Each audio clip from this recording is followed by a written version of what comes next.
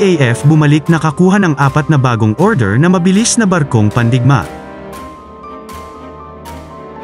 Ang hukbong dagat ng Pilipinas ay nag-anunsyo ng mga plano na bumili ng isa pang 15 Israeli-made fast gunboat upang patigasin ang kanilang pagpigil laban sa mga dayuhang paglusob sa malawak nitong teritoryo.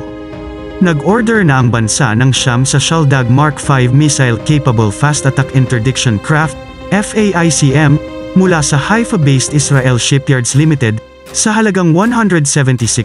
milyon, bilang bahagi ng Armed Forces of the Philippines, pagmamaneho ng modernisasyon ng militar. Ang pag-anunsyo ng bagong planong pagkuha ay ginawa kahapon ng hepe ng Philippine Navy, PN, Rear ADM Toribio Adachi Jr., pagkatapos ng seremonya ng pagkomisyon para sa 2 sa 9 na sasakyang dagat na ito, na itinalaga ng PN na Acero Class, sa punong tanggapan ng Navy sa kabisera ng Maynila. Plano naming kumuha ng 15 karagdagang Acero Class na bangka sa ibabaw ng 9 na bangkang ito, sabi ni Adachi, at idinagdag na ang mga sasakyang dagat ay matutugunan ang aming kinakailangan para sa pagpapatrolya sa mga karagatan ng ating bansa. Sinabi ni Adachi na 4 pa sa 9 na FAICMS ang ihahatid sa 2023, at ang natitirang 3 ay nakatakdang makumpleto sa susunod na taon. Ang huli ay nakatakdang itayo sa PN Shipyard sa Naval Station Pascual Ledesma sa Cavite, timog ng Maynila, na tutulong sa rehabilitasyon ng Israel Shipyards bilang bahagi ng paglipat ng teknolohiya sa Pilipinas.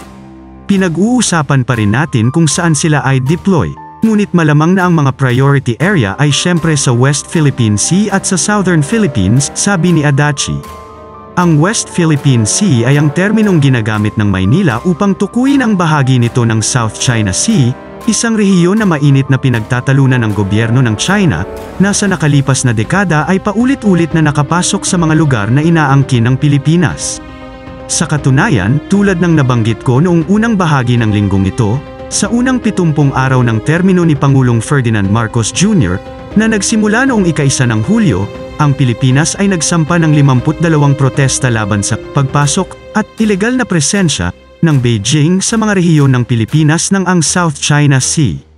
Nagtapos ito sa isang kakaibang insidente noong unang bahagi ng buwan, kung saan ang isang Chinese Coast Guard vessel ay iniulat na nasamsam ng Chinese rocket debris mula sa mga Filipino Navy personnel na natagpuan itong lumulutang sa baybayin ng Thitu Island na sinakop ng Pilipinas.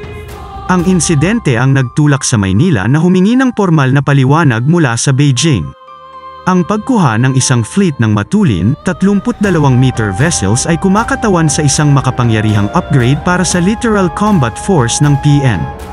4 sa FAICMS ay armado ng non-line-of-sight missiles na maaaring tumama sa mga target na may pinpoint accuracy sa hanay na 25 kilometro.